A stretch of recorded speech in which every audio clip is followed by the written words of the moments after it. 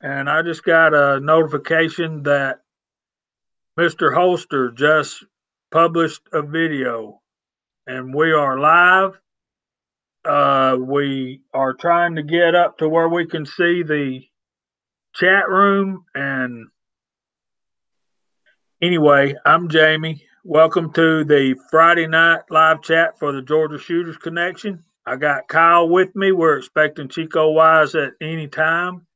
I can't see if anybody's out there watching or not. I'm assuming that you are not. No, Uh, we we got. have 9 viewers. I do not have. I can't even.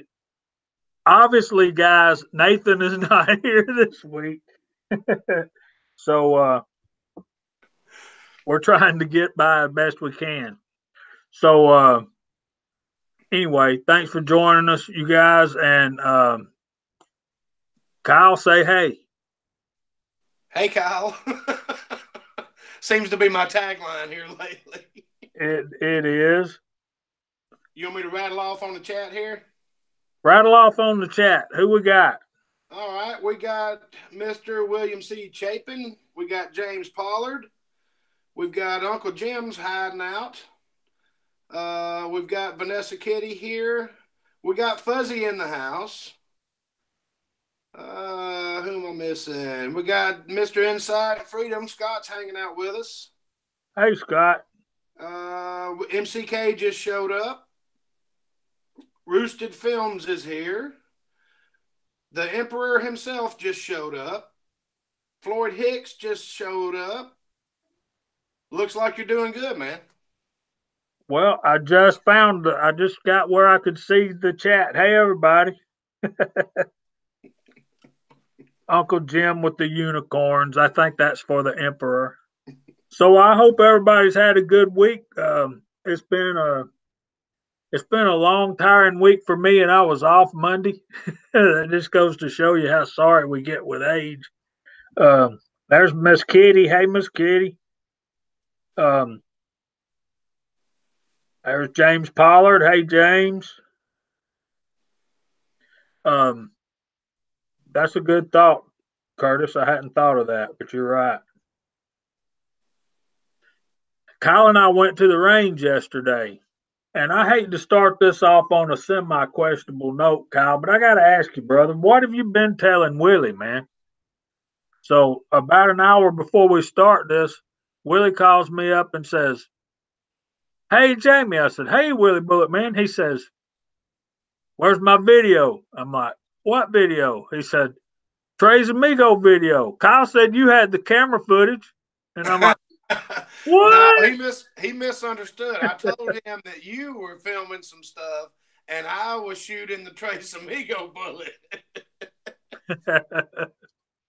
Yeah, so I've already been lambasted by Willie for not having a video up. Guys, I think it's been 3 or 4 weeks since I posted a video. I got to get on the stick. Do you want to make your announcement now or do you want to make it later in the video? I'm not going to make any announcements tonight. Oh, okay. Not even a happy Friday? Yeah. Are you talking about canceling the 35 Remington series? I don't know what you're talking about. We'll get to that later if y'all want to. But we're expecting Chico Wise anytime, any minute now. But I called him. I sent him a link. I don't know what else I can do. All right, sorry about that. Somebody tried to call me. Oh. They should know. They should know. Well, we're up to 16. Oh, you like that, Scott? It's a hollow point too, man. Check that out. Hey, Willie Bullet, man, I was just talking about you. I'm glad Willie joined us. Let me show y'all something. We went to the range yesterday, like I said. A month or two back, I got this box in the mail from Willie Bullet Man. He sent me these beautiful bullets. These things right here. Can y'all see those? Now I powder coated those with Eastwood Copper Penny, And if you've been watching my channel, been watching my videos, you know of my extreme disappointment with my V-twin orange, but I coated that copper penny over the top with the orange, and that turned out to look very much like a jacketed bullet. So I loaded some of these up, and we took them to the range yesterday. And here's what they look like in a 357 Magnum case, sitting on top of 10.5 grains of power pistol. The first one of these went off, and Kyle goes, "What was that?" Willie, these are some great shooting bullets, man. Matter of fact, I've got a target over here somewhere.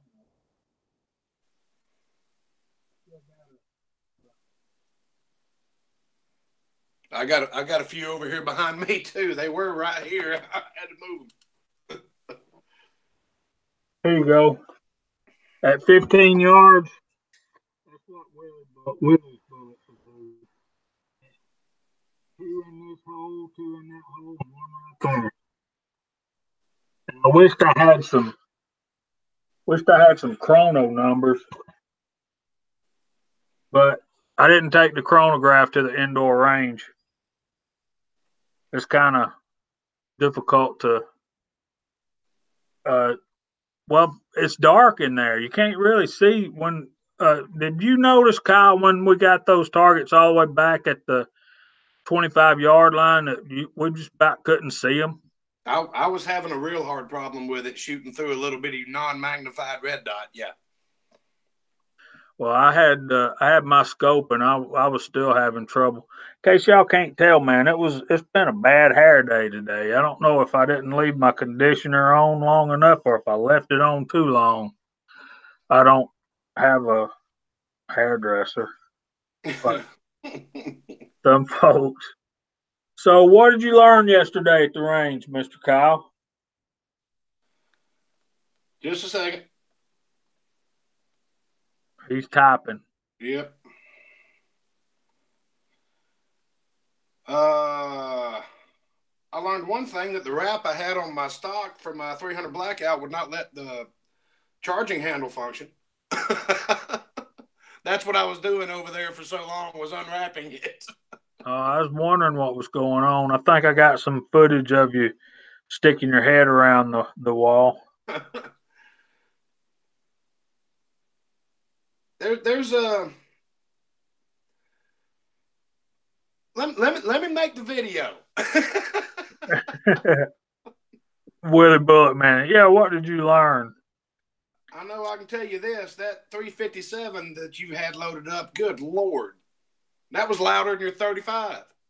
It was, and it was more fun too. James Pollard says I need curlers. My hair ain't that long. If you could see it from the back, you'd know I don't need no curlers. I got a ball spot that makes the moon proud. Apparently, I'm a rapper now. No, Eagle Eye. I think they're talking about Eagle Eye. There's V-Borg. Hey, V-Borg. Mr. No, I King. think Uncle Jim was calling me a rapper because I asked Idaho, did you get your hose fixed? Yes, Miss Kitty, I enjoy my 357 Magnum. I really do. I was telling Kyle at the range, I really want me a lever gun in 357 Magnum. I'm gonna save up my money and see if I can get one. I got this little side job. It's just I don't really want a Henry because of it doesn't have a loading gate, but I think I need to get over that and just get me a Henry. Excuse me, I'm still fighting off this cold. We got Oceans and Kenny just showed up. Wanted to give a shout out to them. V-Borg showed up. Scott's really getting on me. He sent me what's that word? A little poem. Haiku. Kinda.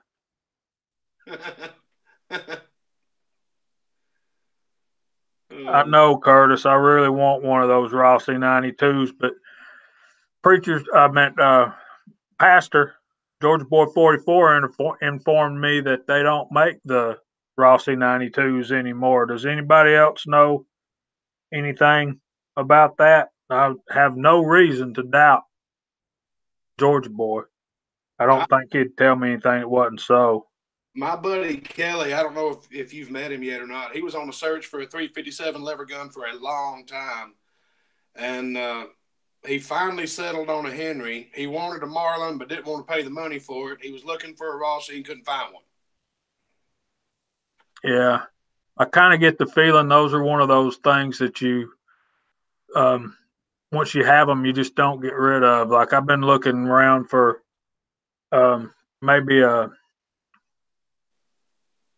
older Smith, older than my 586 and 357, or and I'm not talking about I'm looking for it to buy. I'm just looking around to see if I see it at gun shows and stuff, like even a 38, like a Model 10 or a Model 19 or something like uh, uh, 27, whatever, And I just, there's just not a lot of them out there. People that's got them are keeping them because they know what they've got, and I don't blame them. If I had one, I wouldn't get rid of it either. This 586 that I have, I bought it back in 1989, 88 or 89, late 88 or early 89. I don't remember exactly. But I've been offered twice what I paid for that gun and turned it down because it would still cost me more today to replace it than what I was offered for it. So, and when I saw Kelly settled for a Henry, he really wanted a Marlin because he got two other Marlin lever guns, and he wanted a matching triplet set, And but he didn't want to pay what everybody was wanting. It's a standard across the board price, and he just didn't want to pay it. So he got him a used Henry at a gun show. The Emperor says a Winchester's $1,500. The Cimarrons are close to that. They're $1,000. Marlin's starting to make them again, but I'm still wary of getting a Remlin. I know I should probably get over that, but they're not cheap either. They're running up there at it seemed like it was $750 for a Marlin and 357 Magnum. And the thing about that was it was a 16-inch barrel, and I kind of wanted a 20-inch barrel. I don't necessarily have to have the octagon barrel, but we're just dreaming anyway, That's what Kelly was looking for, was a pre-Remington era Marlin, and the people that had them knew what they had, and they didn't want to get rid of them. Who was that told me they wanted $2,000 for those? JM Stamped was like people asking $2,000 for them. They're up there. Well, I want to take a second and thank everybody that's out here tonight. 19 people are watching us, and I apologize for not getting a notification out, but I thought I was doing everything I was supposed to, and it just didn't turn out that way. But Jamie, it was weird because when I clicked on the link before the live chat, I got the message that you went live. I clicked that, and I got the dead room with the side chat on it, so they knew it was here. Somehow, I did, guys. I mean, how long were y'all here before he went live?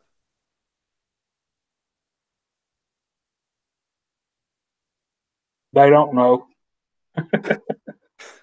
Well, it takes somebody a second to type, but yeah, hell, there was more than a full string of comments, and I clicked on it as soon as it popped up. So I don't know. They don't either. Moving on. Whoa. Raymond Johnson said 357 Mag Winchester is $1,739. Scott said he saw a Golden Boy Octagon Henry 357 in Crossville for about 720. That's And James says 5 minutes. Kitty said she got the notice that it was going live. I don't know what happened there. Yeah, we started as soon as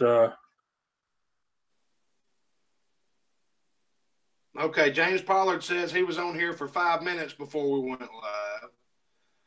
So I don't know. Maybe it's just you and me that didn't get the notification. I guess so. Ocean got it. Scott got it. William, it's you and me, brother. we don't even know when we're going live. Curtis said he's got a Rossi 92. Came with a 6-inch stainless, no flute, GP 100 for $700. So you got both of those guns for $700. You stole those, man. That's a good deal. Wow.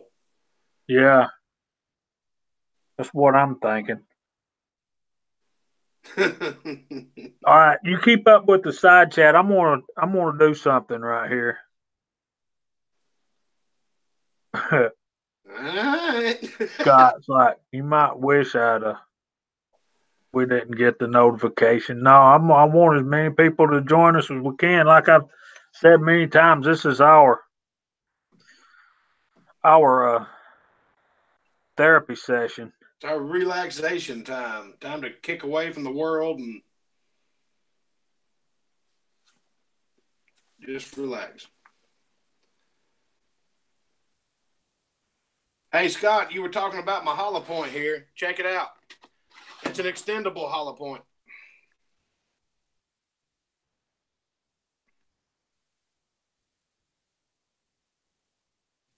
Jamie, what are you in the process of doing?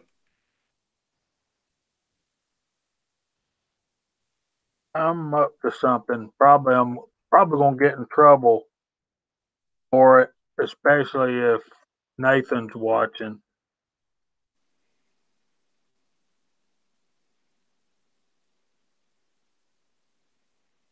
Idaho Rogers says give him a call. He's got a 20-inch Rossi 92.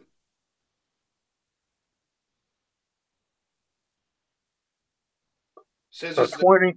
Says the stock's a little bit beat up because he carried it as a saddle gun for a few years, and he used to run elk hunts and stuff like that. Used to be a guide up there. So, am I on this live chat now? You are on this live chat now. Oh, Y'all say hey to our special guest, Mr. Eagle Eye Shooting. You can always count on me, brother. I'm here. Dude, I've been wanting to have you on this chat for months and months, and I never can work it out. So, yeah, the cat's away, so the mouse will play.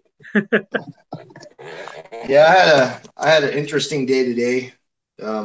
First of all, starting from beginning of the day, I got in an accident with the company vehicle. There's a semi truck driver. They're just crazy on the 40, but they pretty much ran me off the road and hit my rental truck this morning pretty bad. Almost spun me out, put me in a ditch. So thank God I'm alive, but I had to take the day off. I was a little shooken up. I'm glad you're all right, brother. Yeah, actually, I got some pictures on my company phone. Yeah. So is Idaho willing to part with this Rossi 92 he's talking about? He said call him. I'll give you his phone number when we get done. Well, you call him and talk to him. I don't know him as well as you do. We're up to 21 viewers now. Jamie, I'm not the one looking for a 357 that wants to trade for it. Yeah, I got lots of junk I can trade for. Yeah. Y'all see that? Wow. Oh, man. Yeah. So he clipped me with his back end trailer, and what saved me from spinning out is that I hit him again, basically fishtailing right there. So that's what saved me, but spinning out. Man. But Good news is I went to a local gun range and they had a GP 110 millimeter. They don't allow cameras in there, but it is definitely a really sweet gun. The only thing I didn't like about it, Chapman, was the moon clips. They're like flimsy. That big old 10 millimeter round, it just kind of feels flimsy. If you were to put in your pocket, you can easily bend them and it have a hard time feeding and closing the revolver. Other than that, it shoots pretty good though. Got a nice little kick to it. Idaho said he don't need junk. He's got enough of that. Warsaw Patriot just showed up and saying hello. Hello to you, sir.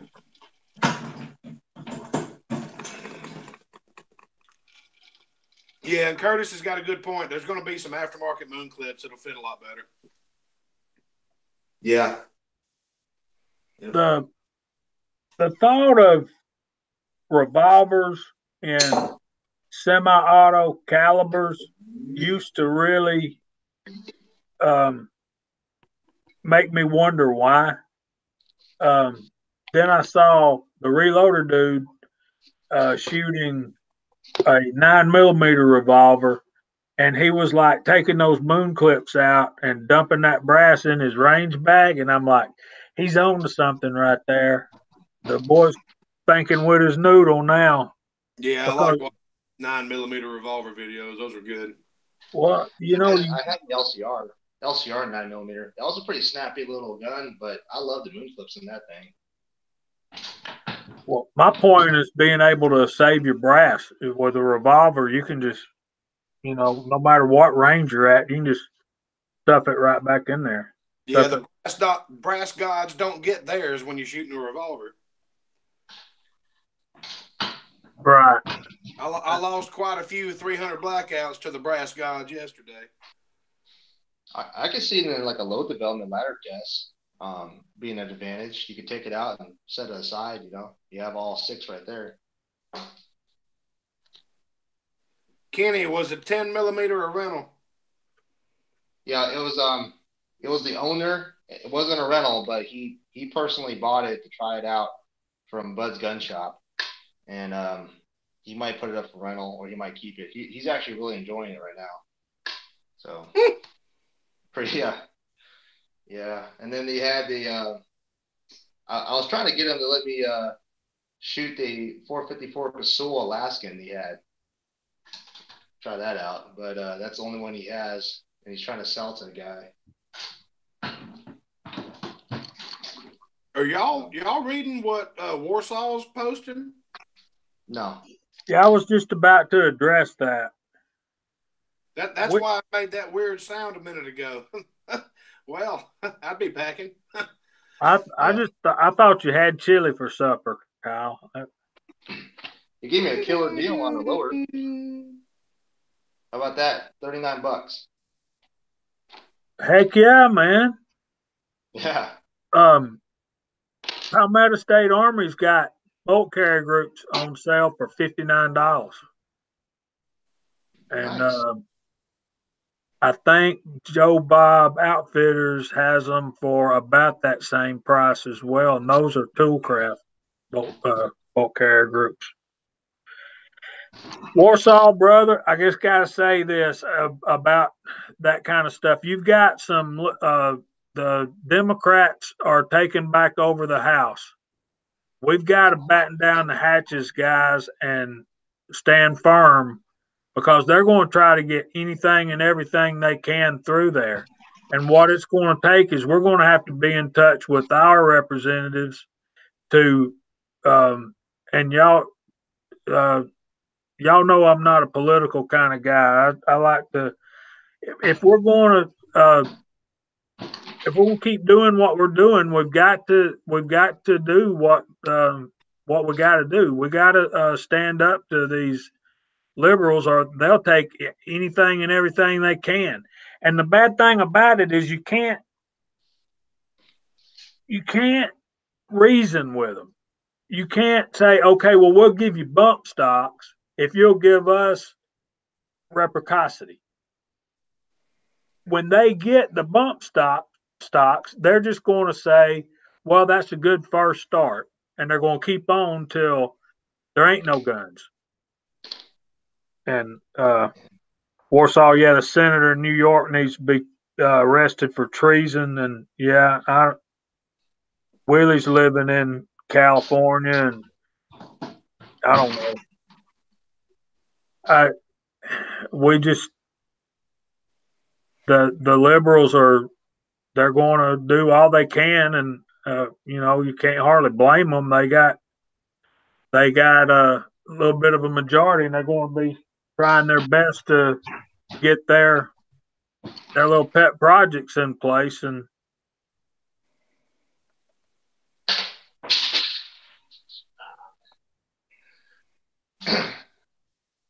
it's going to be bad. Within the first week of them taking over the House, there's probably going to be 60 gun laws get flung on the Senate floor within the first week. Here, y'all vote on it. We're done.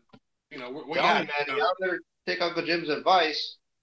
Load yourself up some AR-15 components. Where did you get that, Kenny? A place called Siemens Gunworks. I'm actually I'll be doing an interview with them pretty soon. Picking up another bolt action pretty soon. So the owner's name is Bob, and there's another guy in there named Terry. Both really, really smart gentlemen. Terry's a old-fashioned caster, just like a lot of you folk, and he's been doing it for over 40 years. And I've been learning a lot from what he's been doing, silhouette shooting, and yeah, he got into paper patching as well, so I've been picking his mind. Speaking of stupid gun laws, Willie was telling me something earlier tonight on the phone that they're going to pass something in California where if you go anywhere and buy any caliber of ammo, they're going to run your social security number or whatever and see if you have a firearm registered to you in that caliber. If not, you can't buy it. You can't buy ammo. Yeah. That's for damn ridiculous. What state is this? So you can look it up? California. Oh. California. Yeah, you just get away from that state. Like my brother Kenny did. Let's say I'm going shooting with Jamie, and I don't want to shoot up Jamie's ammo, so I want to buy a box of 357 ammo. I don't even own a 357, but that don't mean I shouldn't be able to go buy the ammo so I don't have to shoot his. I mean, that's a ridiculous law. What the hell is that going to stop? I heard out of a little butterfly saying that getting an FFL Type 1 license is actually easier in California now. And you can bypass all that gun law crap. Really? Get you an FFL. You can start selling ammo. Yeah. Another idea is store your guns at an FFL. Some FFL dealers have a storage locker where they could possess your guns kind of like a pawn, and until all the laws kind of subside. That way you're not in possession, but you still own it, Vanessa says in Connecticut you got to have a permit to buy ammo. It's a good thing I started reloading. Yep. So all you reloaders out there, here's what I do recommend. Primers don't really go bad. Get you some primers, put them on the shelf, get you some powder. Start being a range whore and scavenging every piece of brass you can find. Yeah. Dang, Kyle. Uh-oh, Willie's breaking bad on us. No, he's speaking the damn truth. Well, Scott said anti-gun people are well-funded and well-organized. Now, I don't know about how organized they are, but when you got people like Soros and some of those other people that they're kind of like that little guy on the cartoons, man. They want to rule the world. And the only way they can rule the world is to get guns out of people like my hands. As long as we got, and also when we say freedom, man, look, one of the things that's kept anybody from invading us on our own land is the fact that every household has a gun. Near every household has a gun. Now, this being December 7th, Pearl Harbor Day, let me just say this quote. We can never invade the mainland of the United States because there's a gun behind every blade of grass. That's And why nobody's ever tried to invade us, and they never will. Well, we hope they never will. But well, if they can manage to do a gun grab and turn us into Australia and take away our steak knives like they did in London, the only thing we can do is stab them with illegal knives. That's not nice.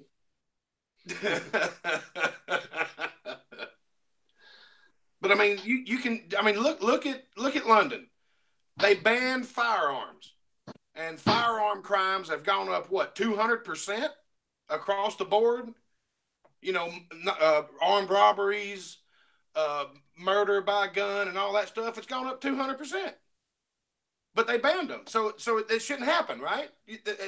It's not allowed to happen. So why is it happening? Because the people that are committing the crimes don't give a shit about your laws. So just well, if they laws. If they cared about the laws, they wouldn't be criminals, right? Exactly.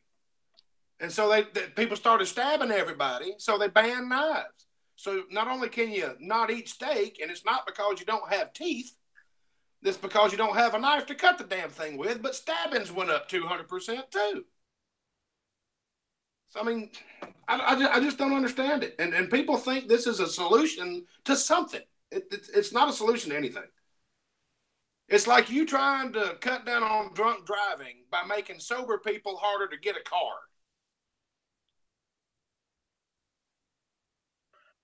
I just got a text from Aaron.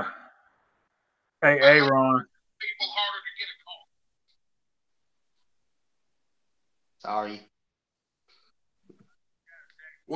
What's going on, Jamie? Is everything all right? He said he had an emergency trying to get home. One of his family members broke down, and you know how it is when you're the mechanic in the family. You get to go get everybody off the side of the road. So yes, I do. I'm sorry, Jamie. I just got a message from him, and then you quit talking. I was like, "Is everything okay?" Oh, so you wasn't really talking to me, huh?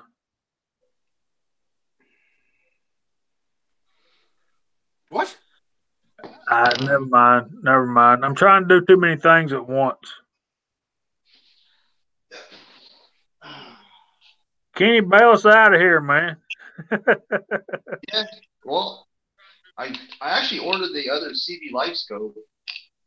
It's the 4 to 16 power, and it comes with the sunshade, and the turret's a little better. It's a pop-up turret, resettable to 0, push down, and I just did a tracking test right now, and it tracked perfect.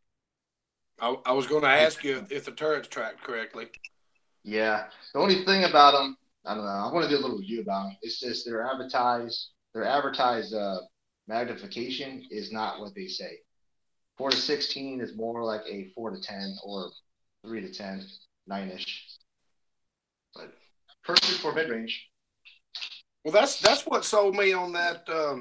I've got an SWFA fixed 10 power on my 308, and you dial your dope in by the 10th of a mil, and as long as you know how to do math and you know what math to do, that 208 grain bullet is dead nuts accurate to 1,100 meters. And then you can just reset everything to 0, and you're back shooting through the X hole at 100 yards. So. Yeah. Ocean's asking how much it was. It was $46 on Amazon, $35 for the 6x24. The one that's the 4 to 16 is just a simple mil dot, and the reticle is pretty fine. It's good for anything up to, I'm gonna say 800 yards.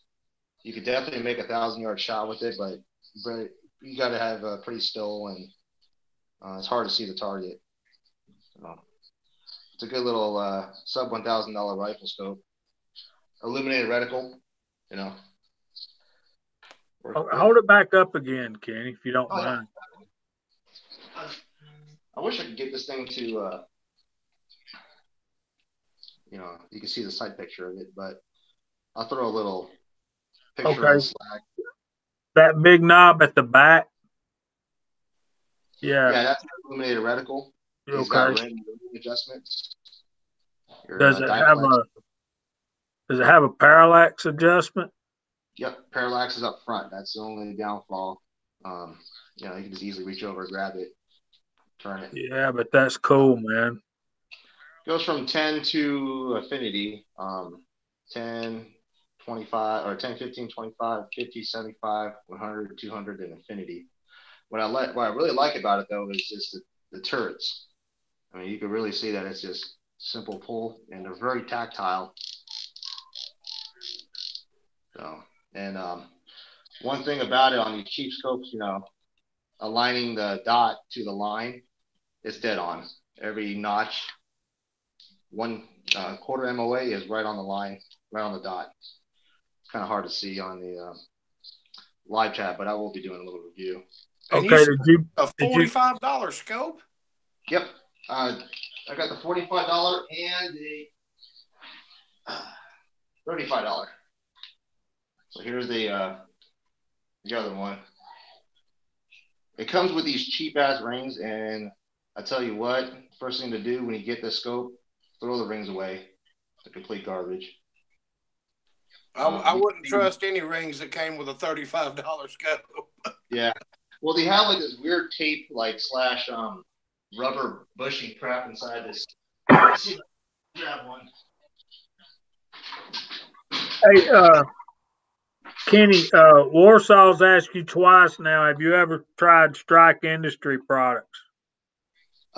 Besides their stocks, and add-ons, like their dust cover, like I have on this scope or on this AR.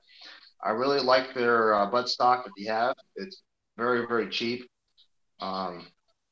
For the price, you get a lot of bang for your buck. But I never tried any of their scopes or red dots. I think that might be the first I've ever heard of them, but I've seen them in ads since you mentioned it. Yeah. They came out with like a new stock, or it's a minimalist stock for like a SBR. It's adjustable stock that you can fold up. Really, really small. It's like $200, but it looks really, really cool.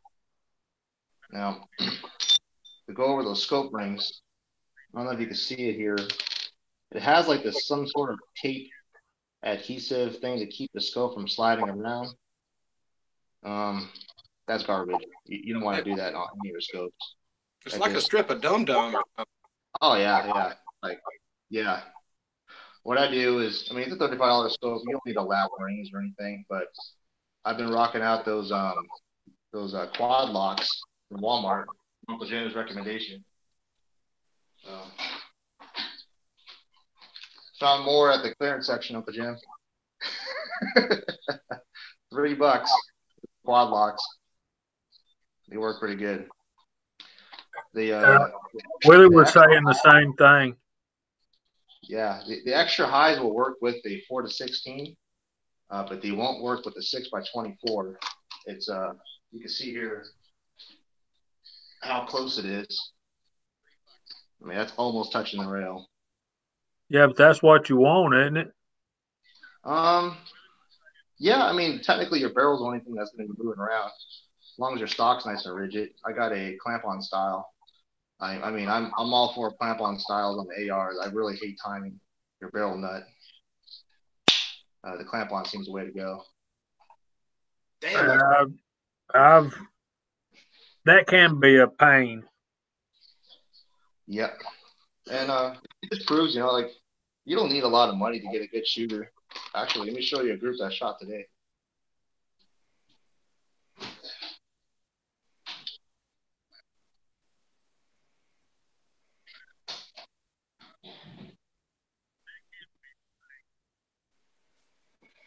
So while he's gone, What did you try, Warsaw? Let's see. Oh, the enhanced. I lost it. Anyway. Raymond Johnson's wanting us to ask Kenny about the 50 Beowulf versus the 458. I don't have any experience with either, so. Warsaw, there he is back. Strike Industry enhanced bolt release. I was trying to find it and read what he was asking, and then he retracted the message, and I'm like, no wonder I couldn't find it. Yeah. All right. Not bragging rights or anything. This is a 200-yard shot group. And that is a .77 MOA at 200 yards. Can't argue with that. Yeah, out of my AR, shooting the 75 grain ELDs. 223s 223. with that scope. Yep, CV Life Scope 6x24. Prone with a bag. That's the best group I've ever shot. I might have to order one of them scopes just to play around with it. Yeah, actually, I think Ozark and some ideas. We got some ideas to try it out. Try it out, you know. Hey, Kenny, you got a request. What's that? Your thoughts on the 50 Beowulf versus the 458 Hammer? 450. I don't know what the 458 Hammer is. I don't either. I'm usually up to date with Wildcat cartridges. I'd never heard of it. Raymond Johnson's asking about it. Uncle Jim said a unicorn target. 458 Hammer versus the 50 Beowulf. Warsaw wants to know if you've ever tried the SI enhanced bolt release, bolt catch. From Strike Industries? Yeah, Strike Industries. That's it. No. Honestly, I don't know. I buy a lot of cheap stuff. Just I never really bought that for sure. But Scott's saying that Wilson Combat made the 458 hammer. They make the I think it's like a 300 blackout hammer also called the hammer. If I'm mistaken, it's kind of like 300 WT, 300 blackout WT, or just a little bit bigger version of it. Scott, is that a 223 based cartridge or is it a 308?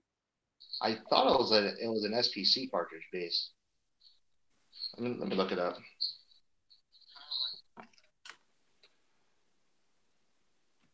That's Vanessa Kitty. That is what they call a CV Life. CV Life scope. Yeah, Vanessa. In a couple more days, I'm going to be like dry camping because I got to be out in the field at work. So I will be doing a little review comparing both these scopes, doing a tracking test, as well as comparing it with a SWFA 16 caliber, which is a proven scope. So that way you kind of get a whole gist of what you get for $35, you know.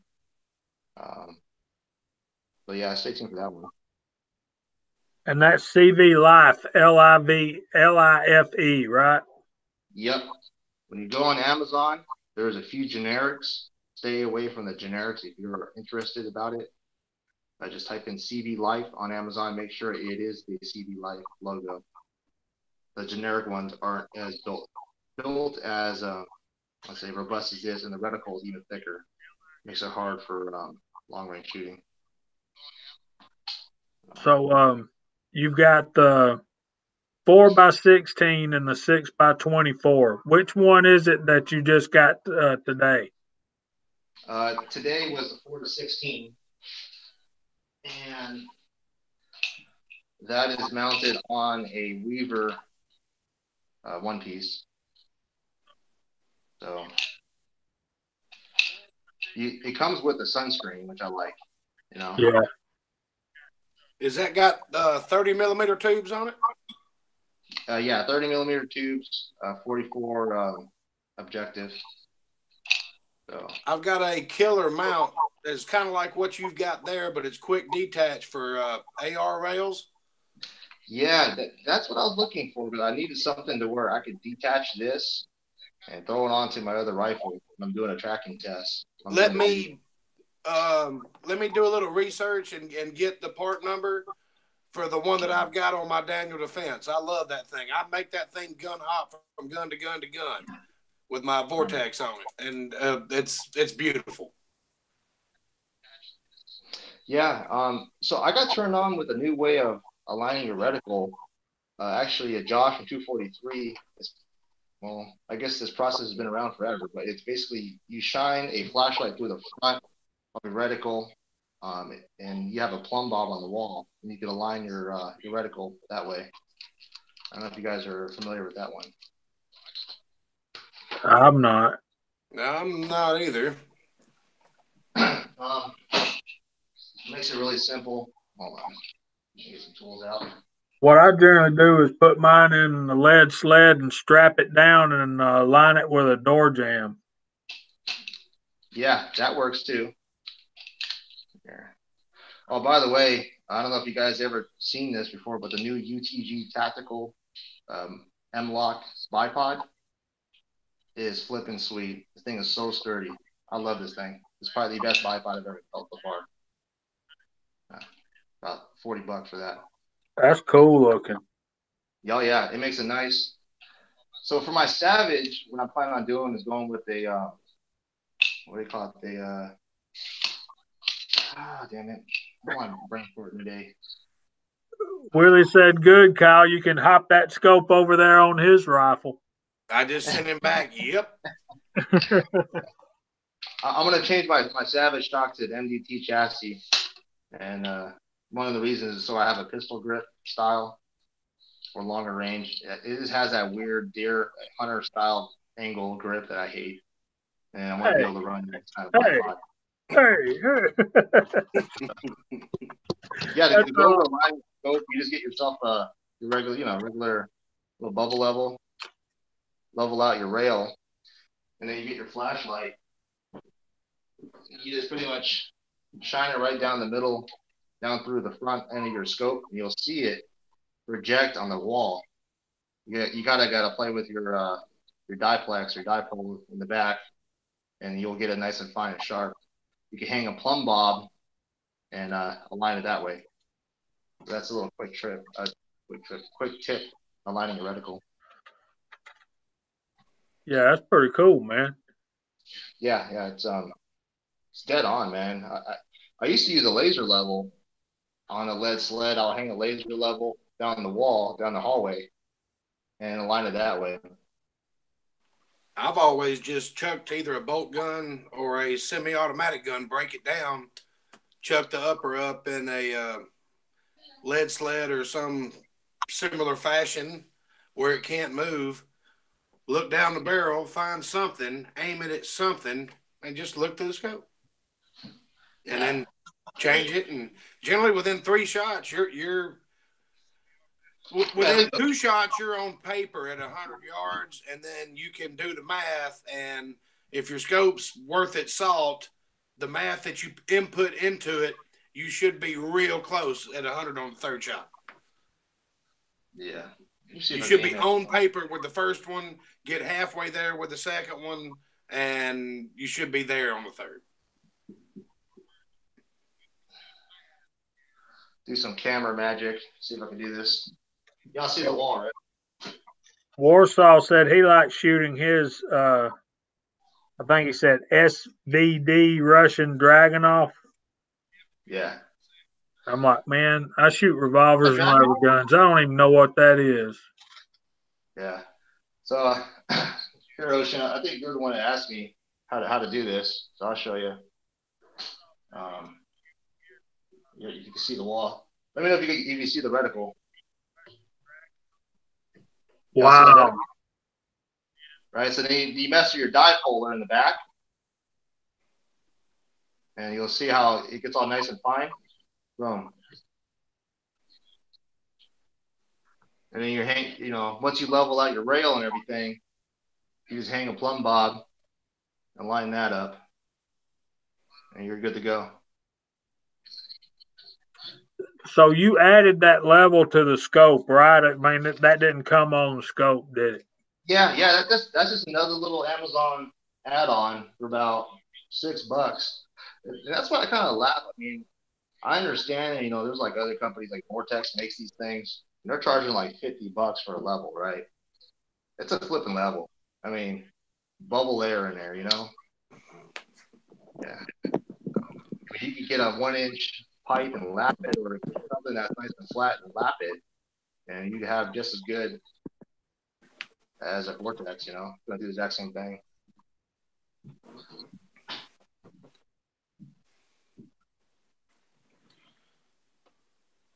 I had my phone go too long. I'm getting dead battery messages, so got to plug everything in.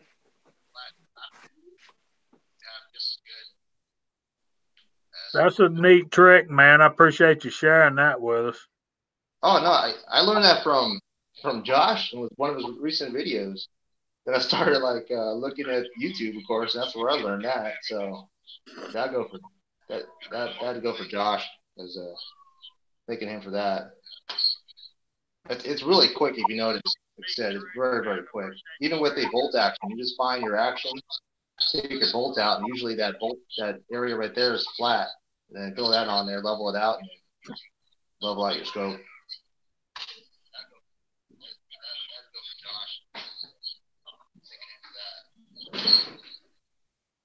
I hear you.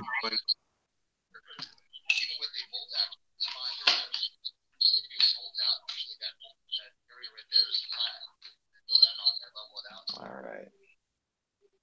There you go.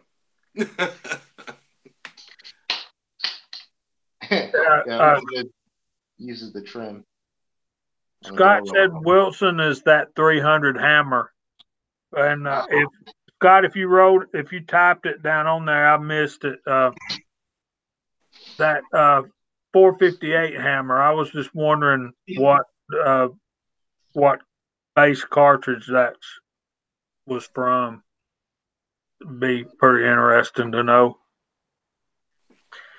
They're doing a lot of things with those 223 cartridges now. So you use the same bolt carrier group, and you want to know what's it's kind of doing a lot better than a Valkyrie right now.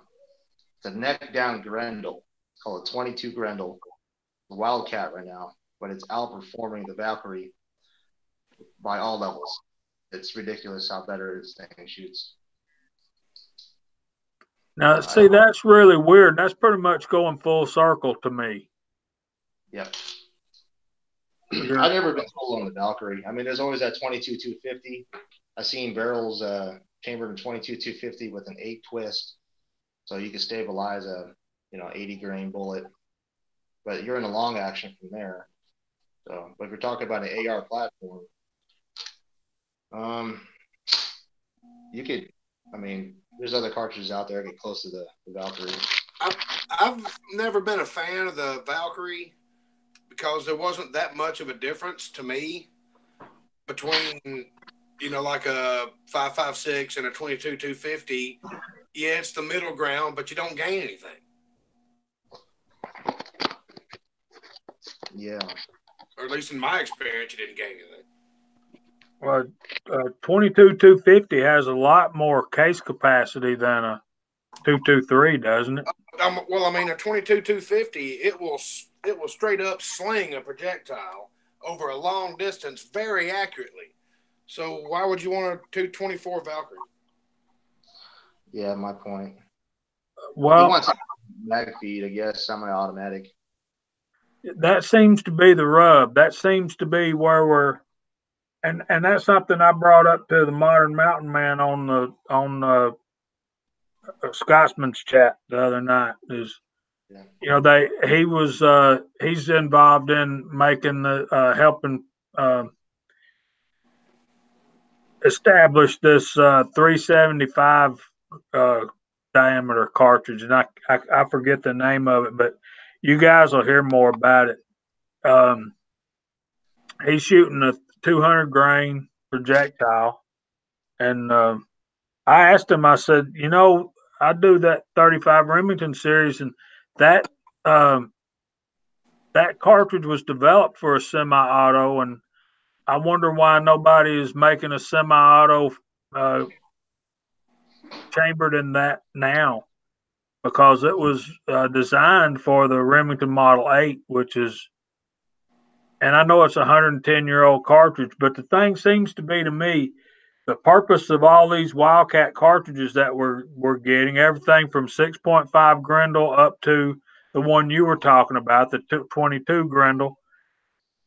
To me, that's taking it all the way full circle. But we're doing all this stuff so that we can shoot them out of the AR platform. Wouldn't y'all agree? I would think, yeah. That's what I thought, Scott. He says 458 hammer is an AR-10. Engineers calculated the bolt thrust at 46,000 psi to equal that of 308 Winchester. See, there's a lot of things that you could do with just a typical 308. Here's another controversial debate out there on the air right now. Would you guys think, or do you guys think that it's possible that a 308 bullet can outperform the proven match 190 grain ELD 300 Win Mag?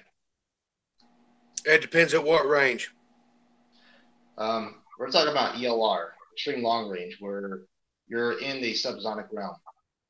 If you're in the subsonic zone, what weight bullet are you talking for a 308? I'm talking about the 168 grain 308. Oh, your subsonic zone's like 900 yards. Yeah. Yep. So the typical 168 grain Boltail hollow point 308 versus a 190 grain ELD. I got out of a 300 Win Mag, you're still looking at 1,100 yard subsonic zone on a 300 Win Mag. Win Mag is a hell of a hotter cartridge. It's a lot faster of a bullet. Yeah, trust me, I know the ballistics here. Yeah. So if you look at loading a 300 Win Mag, you're probably roughly around, I'd say, close to over $1 with was it close to $1? Who out there actually loads 300 Win Mag? I'm just throwing a number in the air. There is a certain bullet out there that I've been looking at, and I've been helping my neighbor out here, which I found, like I said, he shoots long range as well. He's got a 308, and I just helped him load develop a bullet.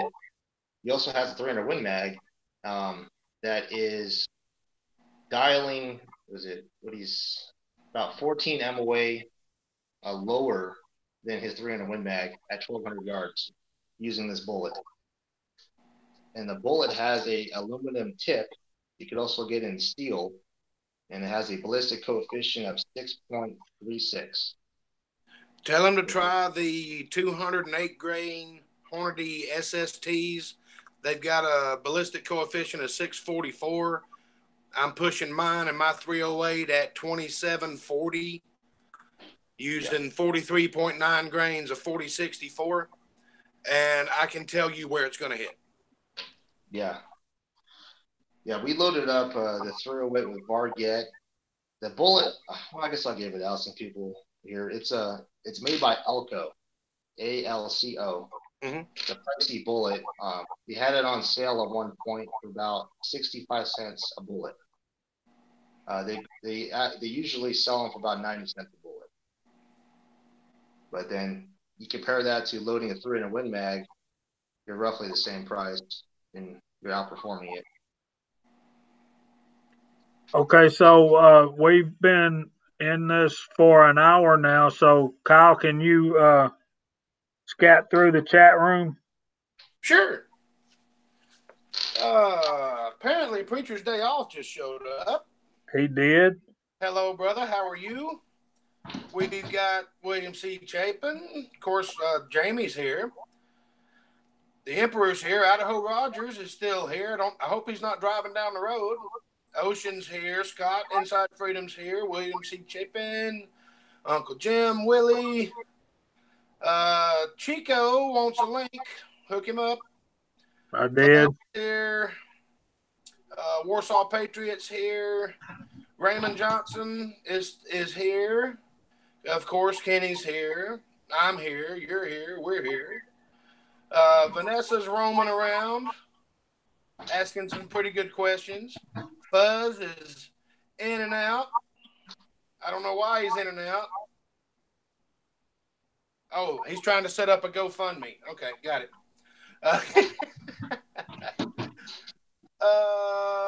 Let's see. We're up to 30 people watching. That's pretty good. Thomas Pickering is in the house. Let's see. That's about all I see active in the live chat over here on the side. Apparently, some people are kicked back and just watching the show. Yeah. Well, we're glad to have everybody. Daniel, God is my judge. Is he still here? I Join haven't us. seen anything in a minute. Floyd Hicks is here. Andy 79Z28's here. Hey, Andy. V-Borg's still hanging out. Daniel's here, yes. MCK's still here. All right, awesome. James Pollard's still here. Chico, I sent your link to your Gmail address.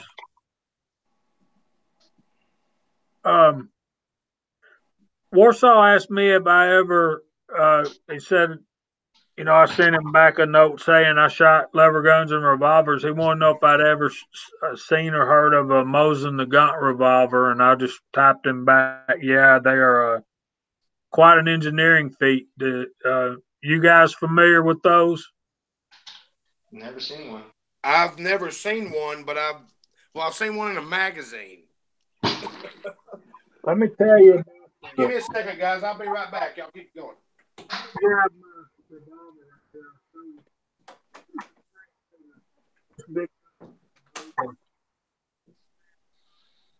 One of the things about shooting revolvers is we lose a lot of efficiency in the gap. Yeah. There's a gap between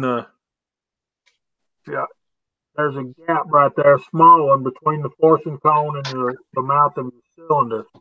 And my pistol was at the range yesterday, and I haven't cleaned it yet. So, and on a Smith & Wesson, that looks like maybe 0.005 of an inch. What happens with the Mosin revolver is as you're squeezing the trigger, the cylinder actually moves forward to take that gap up, and the forcing cone fits into the cylinder, or the cylinder fits over the forcing cone or something. Anyway, it takes that gap away, and it's a much more efficient handler of your gas. And we have a new panel member. Chico. Hey guys. Hey, how's everyone doing, man? Sorry I'm late. Sometimes family calls and you gotta go. I should be able to see the side chat about. I can't see it, so I was in the side chat earlier telling everyone. I just want to say sorry for being late, but So Willie said he knew about the Mosin revolver. about 5. Scott, yeah, hold your.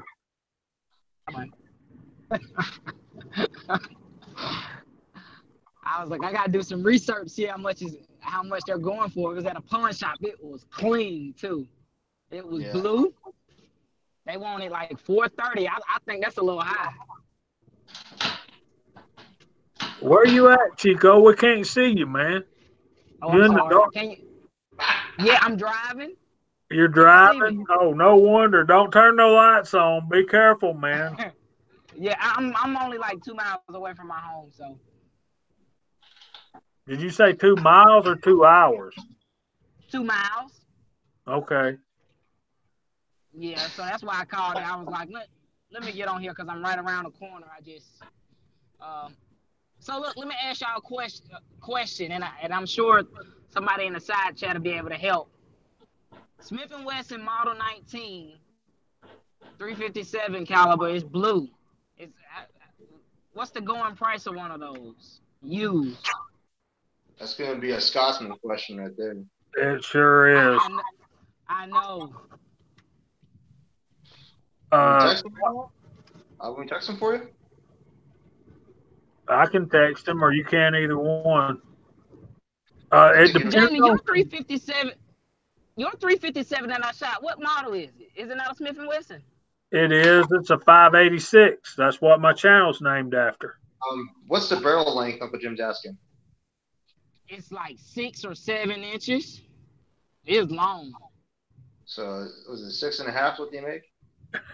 Yeah, probably 6.5. Wish they probably don't make it 6, yeah.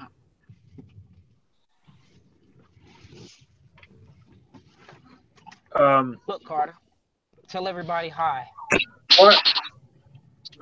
What price did they have on it, Chico? $430, but I know it got some wiggle room on it. I think that's too high. I think that's a good deal if it's in good condition. It looked to be in good condition. I should have took a picture of it. Hey, Carter. Carter, you say hey? Hey, Carter. You gonna wave at me, buddy? There you go. Yeah, it was sweet though. I mean, it was pretty clean. He said the guy also had a 38, same length, Smith & Wesson, whatever model that was, same size. And I was like, I ain't interested in that 38, but at 357, but 430, I was like, I don't know. So, but I'll be able to go in here and see the side check. Give me just a second, guys. I can still hear everything you're saying. Okay, Uncle Jim says 400 would be good if it's got a good lockup on it. And what he means by that is you pull the hammer back and feel if there's any wiggle in the cylinder. You understand what I'm saying? Oh, he's muted. He can hear me though.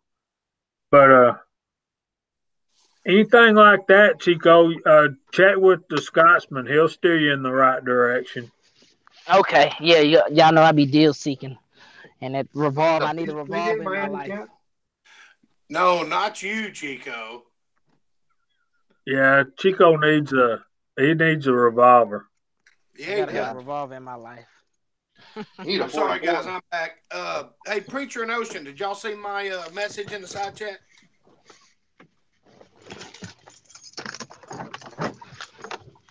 Yeah, is it a police trading Chico or not?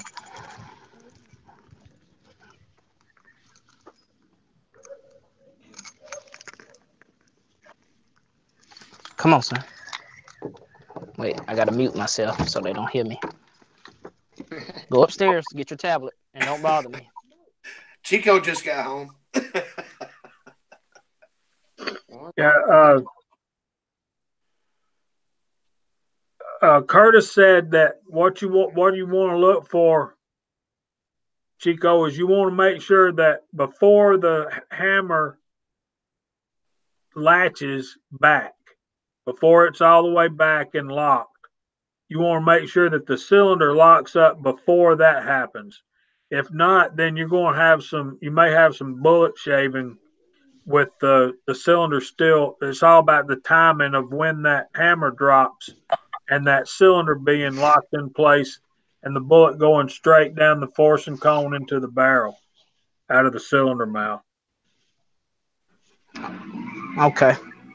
And Yeah, I have to go back and look at it and tell them to take the trigger lock off. Because anytime, I don't know, is it just me? Anytime I go and look at a gun and they have a trigger lock on it, I tell them I say, can you please take the trigger lock off? Because I need to feel the trigger. And that may just be me being a southern jerk probably, but I can't buy nothing if I can't feel the trigger on it, that's my opinion about it. No, sir, that's you knowing what you're doing. They're used to dealing with people that don't. Okay. Yeah. I've broke steel guns before. You take the trigger lock off and you beeline it out the door. Yeah. Well, that too. Yeah. Warsaw said he wanted a Beretta 92 FS. Well, who doesn't? I mean, Classic Firearms had a bunch of those Beretta 92 S's they're pre-FS. And the only difference is the magazine, I think. You just they're cut in a different place. And Willie, a while ago you said when you were in the Rangers, what's the M21? Tell us what an M21 is. I never heard of that. Chico's doubling up on us.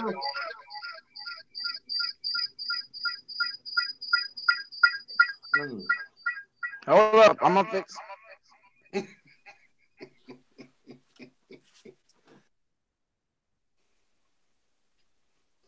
Sorry, hey, dog. You good now, brother?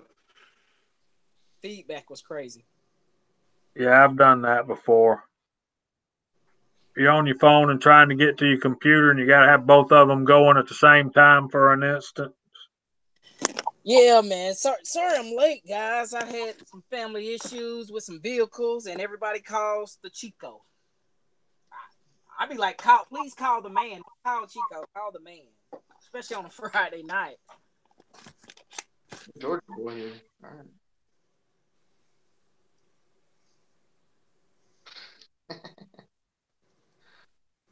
So Curtis says the M21 is a Remington 700 with a McMillan stock.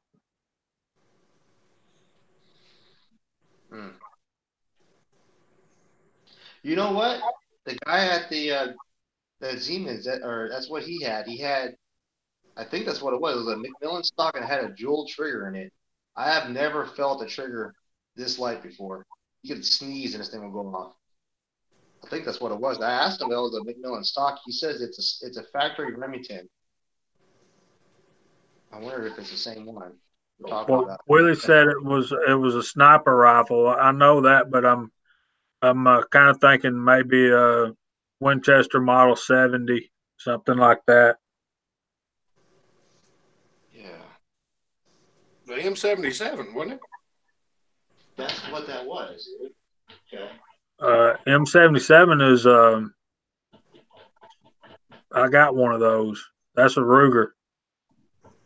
No, it's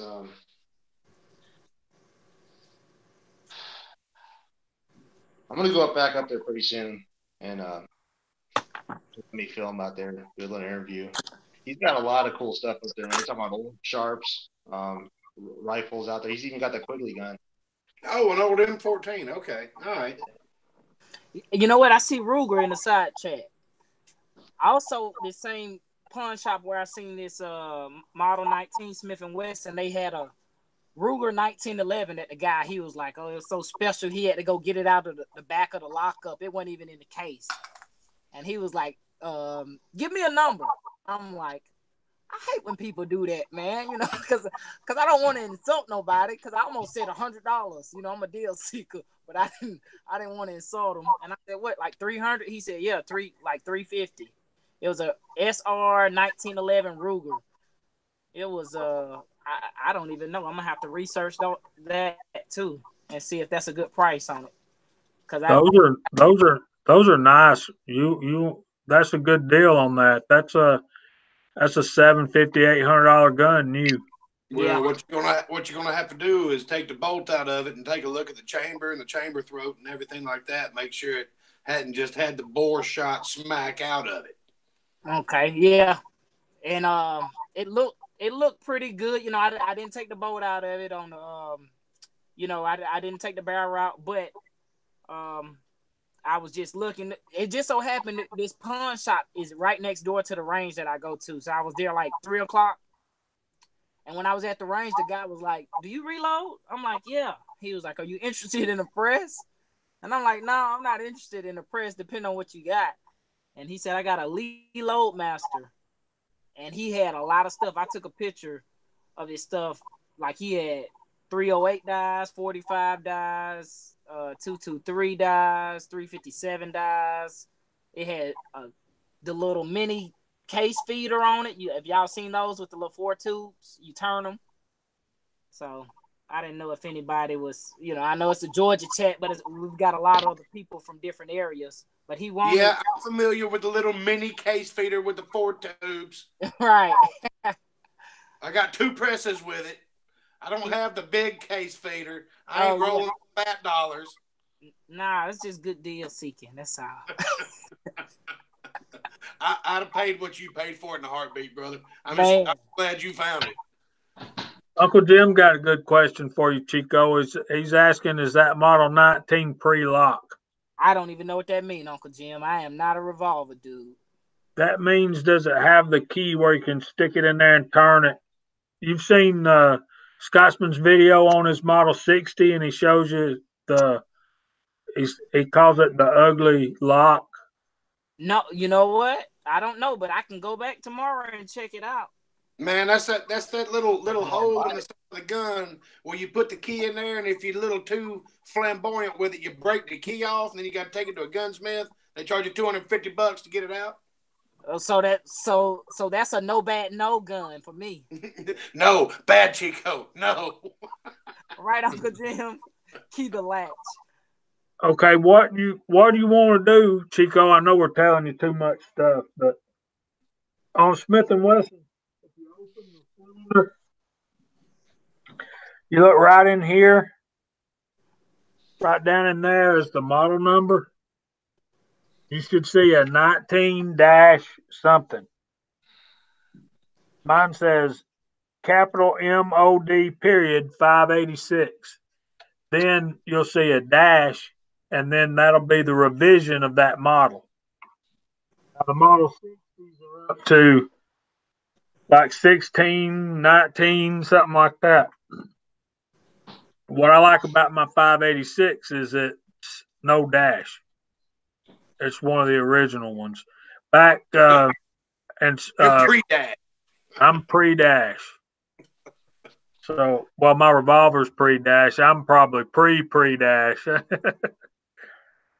Yeah, you know what? I kind of told the guy I'll come back either about that Ruger or that Smith & Wesson.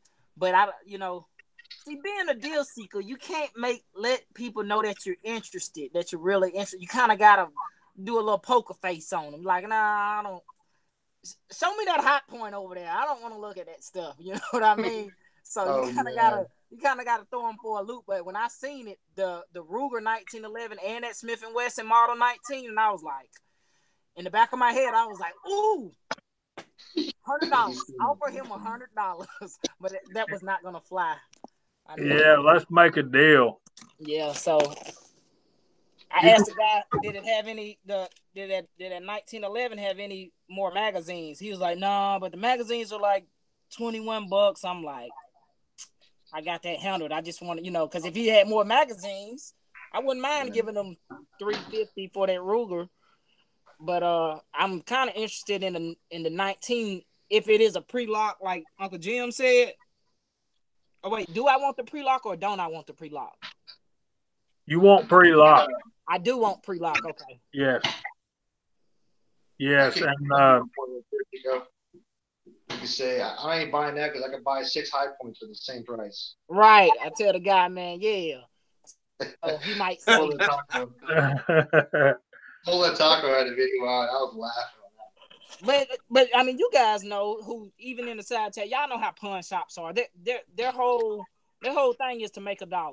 So I'm sure they gave the guy way less. They're gonna make money off of it regardless. So it ain't like they're breaking even if I'm gonna buy it from them. It's the same pawn shop that I bought my Henry 22 from, and I paid like $180 for that. Hey Chico, you ready to start blasting some coyotes? Yeah, I want to shoot some coyotes. Ain't that how you say it? Coyote. Yeah, I need to look at the log. What? You got one of those, Kyle? No way. There you go, brother. Come on down. Cool. Come to the house. Bring Carter. That thing like a 45 shell, man. Oh, it's a lot bigger than a 45, brother. But it is a hollow point. That's my electronic game call that Ozark turned me on to. And it is insanely loud. I fired that thing up in the kitchen and it blew me back to the bedroom. Uncle Jim said 354 Ruger 1911. Bye. Yeah, I'm gonna have to go probably get that. See, the thing about 1911s is that they're kind of like ARs. All the parts fit all of them pretty much. I mean, it's if it's a 1911, it's a 1911, and you can buy. I should have took a picture. This thing was sweet. Dang. Was it stainless? Yes. Golly. It was like two-tone-ish. I don't even think it had the rail on. You know what? It said, and I know too. I know better. But I had to go pick up Carter from school, and I was like, man, I have to go to the bank. But I wasn't trying to let the guy know I was interested. That's the thing about damn deal seeking. Excuse my language. And I didn't want to call nobody and sound like a rookie, like in the pawn shop, like, hey, look, they got this Smith & Wesson and they got this Ruger. Which one should I get, Kenny? You know, I did not want to do that, you know. So the answer is both. Both, I know. Yeah, man, that's a sweet deal on that 1911. Those are, like I said, $700 or $800 guns, brand new. Now the Remington 1911s that are probably, I don't know what quality is on a Remington anymore, but I've seen them for $550, $600. The R1911s. Mm-hmm. Thing about the Remingtons is they're starting to make some of them with double stack magazines that'll hold 12, 14 rounds, something like that. Go watch PVC. No. Let me. Yeah. I would say check out the Taurus. Taurus makes one for a pretty good price. And, usually the gun shops have them for rent, and it's got a lot of bang for the buck, man. Like I was saying, a 1911 is a 1911, ain't it? Yeah. I've got 4 of them, and they all work about the same. 1911, as long as it's 70 series. Yeah. And I've got a little ATI that's a 3-inch, and it shoots. Man, it goes bang every time. It feels good, but I want a 5-inch one too. And it's crazy how so Warsaw's difference from those 1911s. I'm sorry, Warsaw's got to go to bed. Good night, Warsaw. Buzz had to go take the dog for a walk, so he's gone, and we've still got 31 viewing. Guys, y'all humble us. Oh yeah. Damn, that's kind of a record, ain't it? No, we've been up nearly to 40 before, but well, y'all call you. I was hoping Nathan would jump in here at some point, and I appreciate Kenny jumping on with us. Kyle and I by ourselves were kind of struggling there for a minute or two, but no, you guys always do a great job. I appreciate inviting me, honestly. And honestly, I'll tell you, I told you the truth, man. I've been wanting to have you on our chat for a long time. Just other people wanting to be on and stuff like that. So It happened to work out pretty good tonight. It worked out great, man. The Lord has his way about the way he does things. Oh yeah. And Kept me alive today, that's for sure. yeah, he did. Yeah, we did almost go political. We did go political for a few minutes, Scott, but I want to say, I know he's not listening, but I want to say, um, I would ask you guys that if y'all would remember my buddy David Maloney in your prayers tonight. He was carrying his son, his dad. He's carrying his daddy to the doctor this morning for a checkup, and he was having chest pains and lost consciousness. So David pulled into a firehouse, and the fire department shocked his dad's heart 3 times. And they put him in an ambulance and rushed him to the Cartersville Hospital. And his dad never regained consciousness, and he passed away this morning. So keep our Christian Motorcyclist Association leadership, and he is a area rep like me, and he's struggling after losing his dad this morning. I know you're not listening, David, but we love you and we're thinking of you and we're praying for you, and I appreciate all you guys praying for him. I'm sorry to hear that, my friend. Yeah, David's a special friend of mine. I built the AR for him, and I got my Smith and Wesson Shield from him. So he's a gun guy too, but I just can't imagine being in that situation. Your dad pretty much passing away in the car beside you. But anyway, thank you guys for listening to that. Let's get on to some. How about the Braves? That's your go-to line, ain't it, Kyle? I'm just trying to lighten the mood up, brother. You kind of threw an anchor on it. I'm sorry, but I just had to bring him up, man. I know, and I'm glad you did, man. I'm sorry I didn't know that, and my heart's out to him and his family. I will say this much for the Dirty South: we have the opportunity for one of our teams to win a championship tomorrow. And most of you guys, I doubt any of you are soccer fans, but Atlanta United plays at Mercedes-Benz Stadium tomorrow night for the MLS championship. And Chico, the people that are soccer fans, they're going to blow the roof off that stadium because they are fired up. They are. That stadium holds like 72,000 people, and it's going to be packed out for that game tomorrow night. Sold 73,000 tickets. You know, to a Falcons game, when the new stadium opened, and I had like the cheapest seats, right? They were at the very top on the very, but it was still bleeding behind me then. And I asked one of the ushers, I said, "Hey, what's up with it?" When we have the soccer game, we pour those out. So I guess the Falcons game only have a certain amount of tickets, but the soccer game, if you don't want to be, you think you don't want to be stuck in downtown Atlanta traffic. You don't want to be stuck in downtown Atlanta traffic when there's a soccer game going on. It is crazy. So, yeah, we've been having some rough times with our sports teams lately.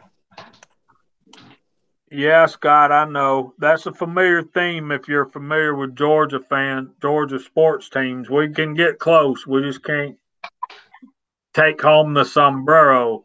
And Chico, you need to get yourself out of the Dirty South tomorrow and get back up here where me and Kyle are, because there's going to be a Hawks game going on at the exact same time. So if you're anywhere close to downtown Atlanta, you're going to be sitting in traffic, bumper to bumper. So I'm not shooting. I'm not doing it. Yeah, I'm not gonna be downtown. It's rough. All right, head up north. Come on, park here at the house. We'll go shooting. Everybody having lots of good fun. We'll come back. We'll cook some hamburgers or something. Willie said that all 1911s are not created equal, and most of the parts nowadays have to be hand fitted to each particular gun. Well, I didn't say they were created equal. I just said I own quite a few of them, and they all run pretty damn good. Right. Yeah. Right. Hey, Willie's right there. See, I'm trying to think which one. Like, I don't want to let the Smith and Wesson go, but I don't want to let the Ruger go. And I see Curtis and he said needs to go buy that revolver tomorrow. Because I was looking, man, that revolver. The only thing I can't say I didn't like about it just had a 6-inch barrel, which I wouldn't mind having one that was about 4 inches, but still. When I seen the price for the Smith & Wesson Model 19, it said $430, and I was like, I'm thinking probably get them for about $350, maybe not. I don't know. But I still don't know if it's a pre-lock or not. I have to check it out. I agree with Preacher. Get both of them. Get both of them. Well, and Idaho says get both of them. Yeah, that's what I said.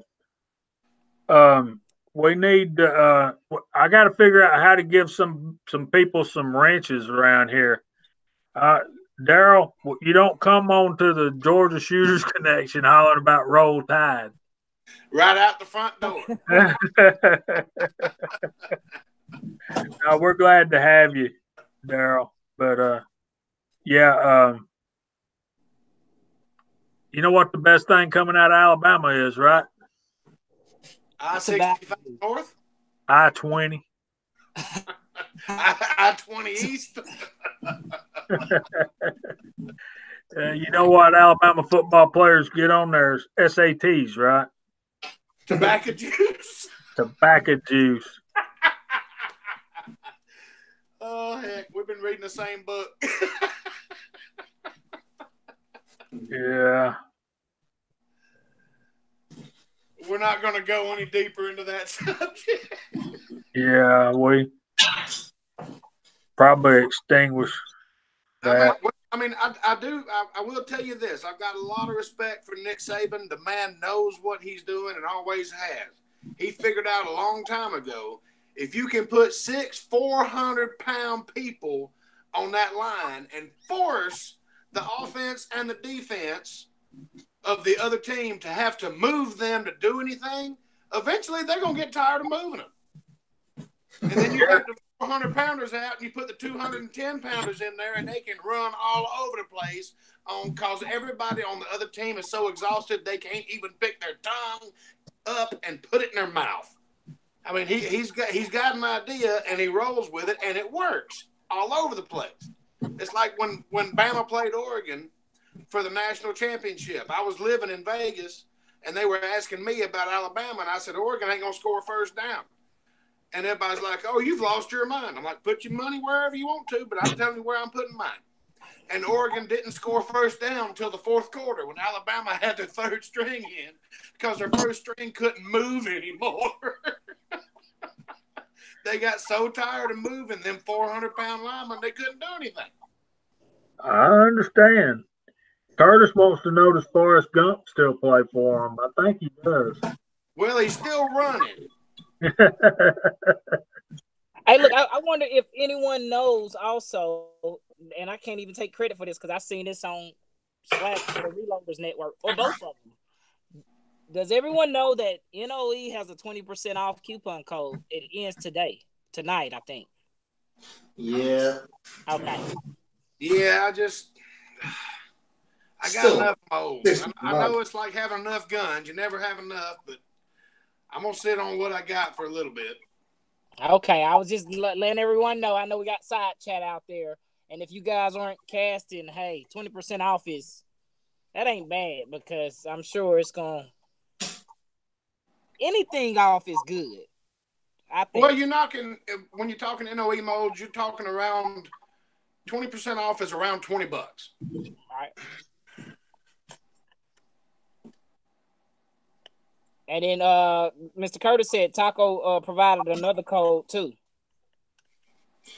Yeah. So can you stack that code? Is that for 20% off or is it more? Because I like more. Yeah, are they stackable? I don't think so. I think you can put. I don't know. I haven't tried it. I mean, if they're stackable, I might order a mold tonight. Look, hey, I will try anything. I'm telling you, almost anything. Yeah. Let me make sure because I know some guys. FLT 100. Try that on top of the code and see if it works.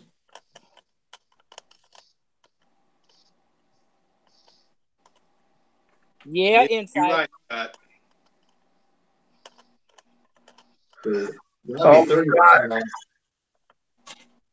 God, I hope you're wrong, but it's looking like it. I think I have molds for almost everything that I shoot, but I need to do an inventory. I wouldn't mind. I got molds for everything that I shoot regularly. I haven't bought. I need a 6mm mold. That's what I'm looking for. I haven't bought projectiles in a 243 mold. What, 3 or 4 years, Jamie? Probably. How long has it been since I met you? What, since March. This March? Yeah. I thought it was last March. No. Okay. Well, all right, it's been about 2 years then since I bought any store-bought bullets. I've still got a couple, and I load a couple of them, but most of the time I just cast for everything that I shoot. It's awful fun to cast and load them up. Yeah. Yeah, I got this mold for the 270. Kyle didn't know I had a 270 or he'd forgotten it, but I forgot because I remember us sitting on the back porch going, none of these bullets look worth a crap. Yeah. Did any of y'all jump on that Thompson Center deal? I didn't. What'd you get? 308? I'm gun poor right now, man. No, I didn't jump on nothing because here's the weird thing too about me, you guys, and it's a gamble. Me being a deal seeker, I can wait for certain stuff because I find stuff at the most opportune times. You know, the closer it gets to Christmas, people are trying to, I don't know, people are trying to sell stuff to provide, to get the material gifts for their family or their child. I'm so glad my son is happy with the iPad I bought him last year. He wants some kinetic sand, and I think that's it. He probably wants something sweet, and he want to watch TV all day for Christmas. That's it. That is it. I feel bad for you guys whose kids want all these toys. My son is so good. I'll be like, thank you, son. Can I buy some bullets? He'd be like, yeah. I'll be like, I'm just wondering. I'll go buy you 2 kinetic sands. But I was saying, man, like sometimes I'll go in the stores and pawn shops mainly, and sometimes I'll catch people walking in there, and it, as weird as it is, I'll be like, hey, you got any firearms you trying to sell to them? And because the pawn shop's only gonna give them whatever, like so much money. So I try to offer them entertaining offer that's gonna benefit me and benefit them, but I ain't gonna bend them over like the pawn shop will. You know what I mean? So I may come across maybe a rifle soon after deer season or something, and then I got stuff to barter too. I got some crazy stuff that people could be interested in. Weird stuff. They had a 1911 today at that pawn shop. It was 38 Super. I was like, that thing's expensive to feed. Ask Willie. Yeah. So yeah, I haven't gotten none yet, but I did ask him when I went to the pawn shop if they had any 308s, and he said nah. So I'm sure I'll find one coming up on the deal. There's a lot of rebates coming out now from Federal and CCI. So some companies are trying to get their bottom line above where it needs to be for the end of the year is over. So I've got a feeling it's going to be some more rifle rebates and firearm rebates coming out. Don't remind me, Idaho. Christmas Story 24-hour marathon. Yeah, yes. Chico Preacher said, all you do is talk. You don't buy. I'm going to buy some, Preacher. I should have got that lower, man. That was freaking funny. The leg lamp. Did you guys see the leg lamp lower that Uncle Jim posted? Yeah. Did Chico buy one? Did you buy one, Chico? What, this? The leg lamp? No, but I got like 3 of these, so I buy stuff. It's not a lamp; it's a major award. Got one too, buddy. I can put this around my necklace and rock it. Talking about rocking a patch. Rock. Yeah, man, I definitely want to get into that 308. I've been studying that the ballistics on it a little bit lately. That versus the 762 by 51, and I'm saying that right? No. Yeah. Yeah. They're similar but not similar. So I don't know. I may have got it from my son. That's going to be his first rifle. Yeah, right. That's how it goes. Yeah, seriously though. But no, I'll probably play around with it a little bit, but it's going to be his first rifle. The Thompson? Yep. I seen it, and Jamie sent it, and you told me. Well, you sent it to me, and Jamie sent it to me, and it had that. Didn't it have that Vortex scope on it? Yeah, I didn't get the scope on this one. I didn't really need to. But I got like 6 little CV light scopes. They're doing good.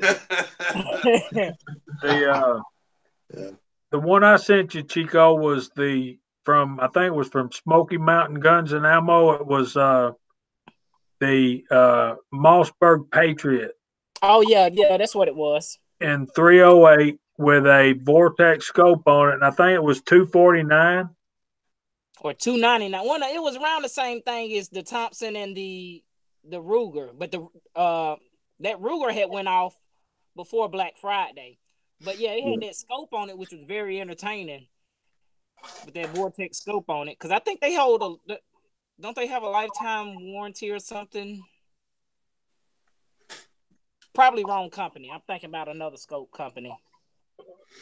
I was looking at one of those TC compasses, looking at the receiver, because I haven't heard of anybody rebarreling them, but they look very similar as far as the face of it, with like a Remington 700. So I got some machine work coming up, and I'm planning on doing a little project to see if I can make that thing into a switch barrel. I was about to say, so the Contender is the switch barrel, the Compass is a fixed barrel. Yeah, it's fixed, but I'm gonna get it to where what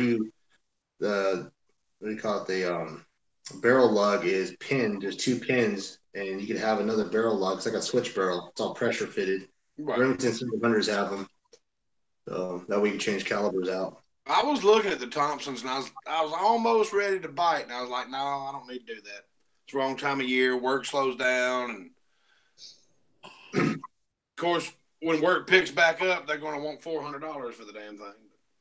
Yeah, that's how.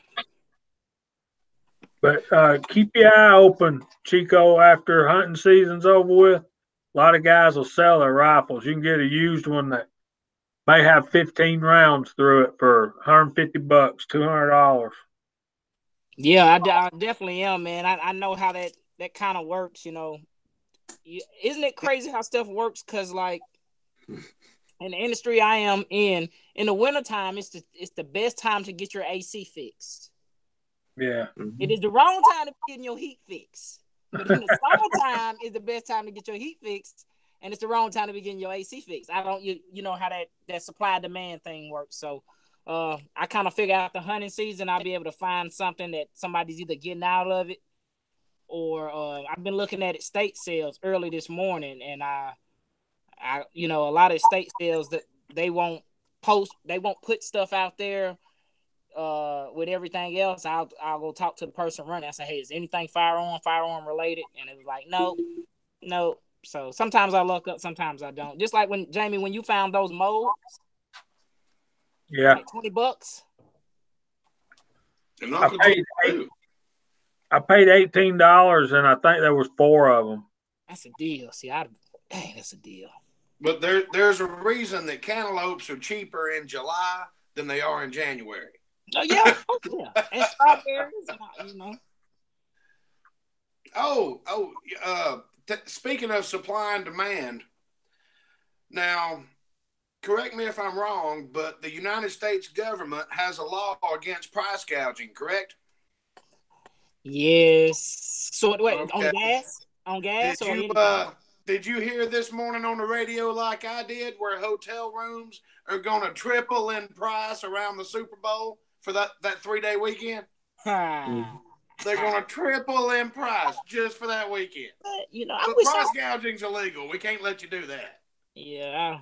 I was like, get the heck out of here. It's the peak times. That's all. Yeah. It's a peak It's season. called price gouging. Man, I couldn't believe that. What I couldn't would believe they actually put that on the radio. To own like one of those parking lots down there just for 3 days, during the Super Bowl. Man, they're going to make probably $60 million just on parking. Don't come here. We are full. Ozark's on. Hey, Ozark. Hey, brother. Hey. Oh, man, I got some. Hey, brother Insight. Ozark Ocean. Ozark, did you get yours yet? I sent you one. Those are nice scopes. I'm going to have to get me one of those, like Kyle says, just to play with. Probably put it on my Seiko AV in 270. I might get, I'm going to look around and see what they offer as far as magnification. I don't need much for that 300 blackout, but I'd like to have a, like a 4-power or something like that I could quick detach, throw on a different AR, and because I can take that red dot and it'll hold the same zero as the 300 blackout at 50 and the 223 at 100. It's essentially the same zero. Hope you get well, Ozark. Look, I gotta tell y'all some randomness. Look, I was watching Ozark's videos last night, and I came across his jerky video. I had to go to the store and buy some jerky. This video made me so damn. Hell, I got hooked on Preachers the other day, and I was like, man, I got to go coon hunting. I'm going to go out and try to trap me a possum. Man, this shit looks good. Ozark was making that jerky, and when I got finished with that video, I had to go to the Wally and go find some jerky. I was like, man. Yeah, Uncle Jim Ozark said he was sick in bed. So we hope he gets feeling better soon. He's definitely sick if he's just laying there watching us. He's obviously bored. You guys don't know what some of y'all's videos do to us. Make Chico get out and night and go to Walmart and buy jerky and turkey and beef jerky at that, because they didn't have deal. I figure if I mix them, I can get a blend.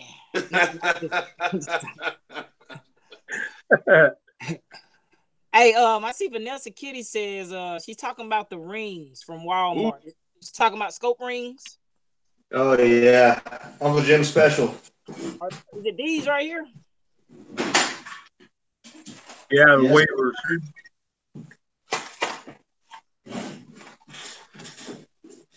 Yep, you can get them in the clearance section too.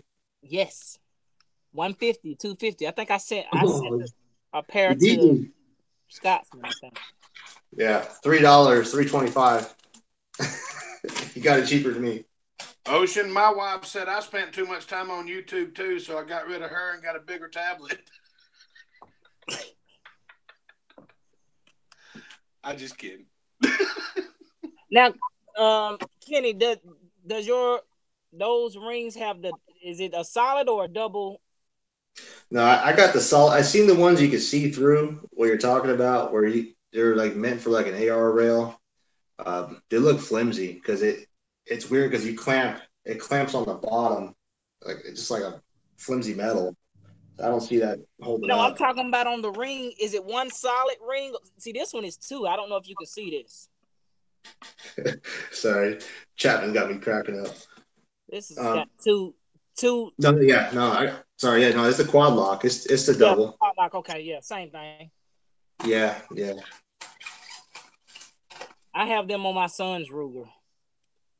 Yeah, they work good, man.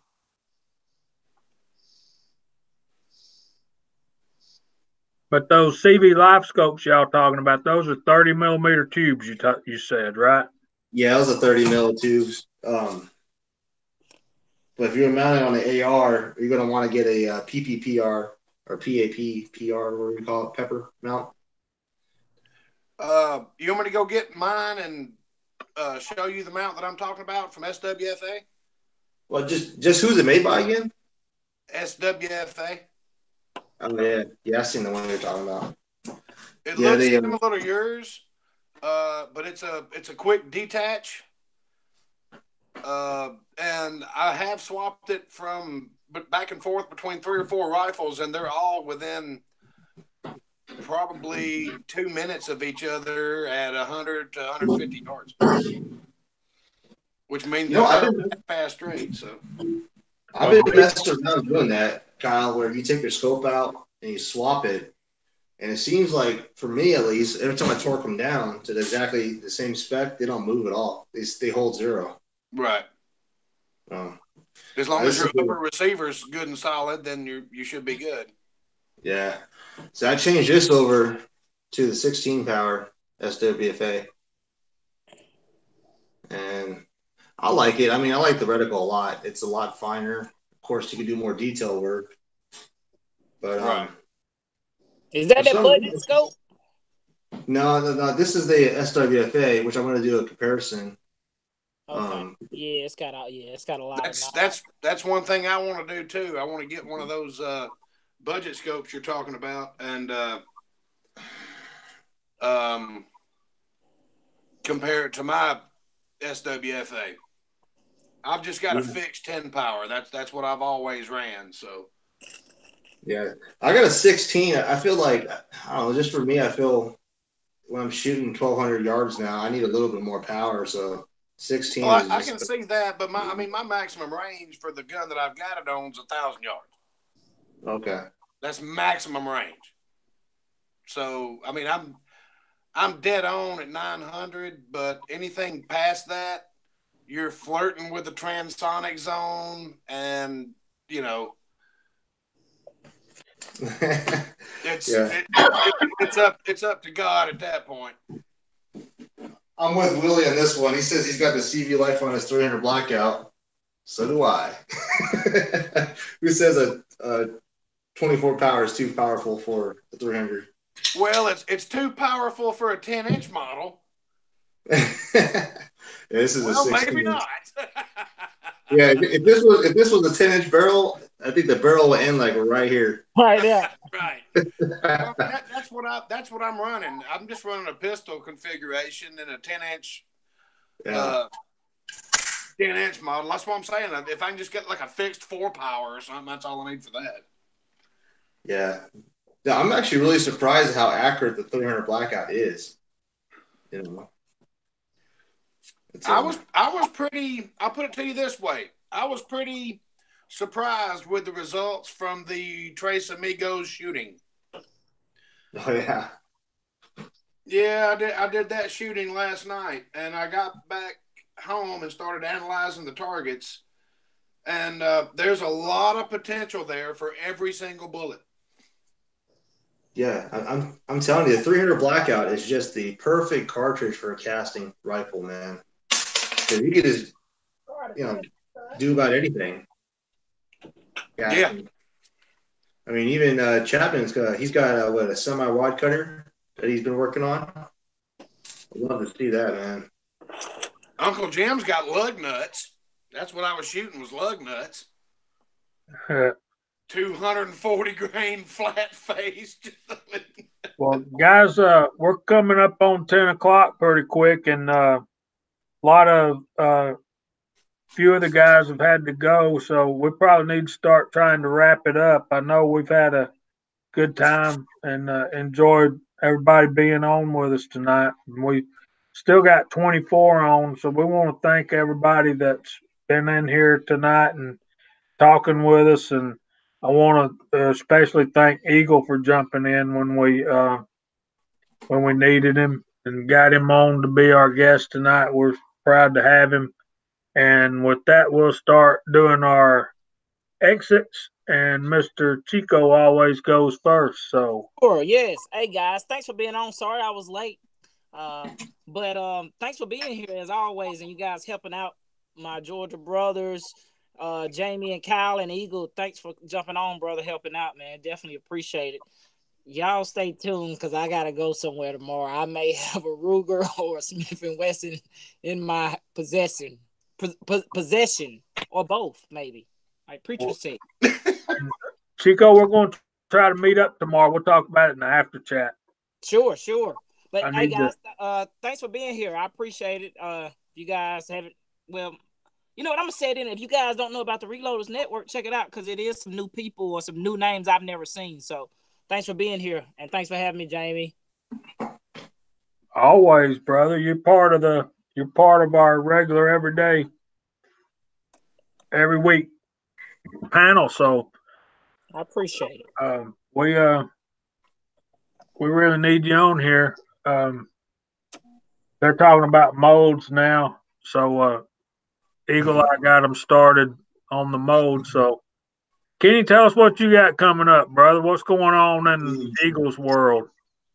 It's always a random, not like Uncle Jim random, but it's random.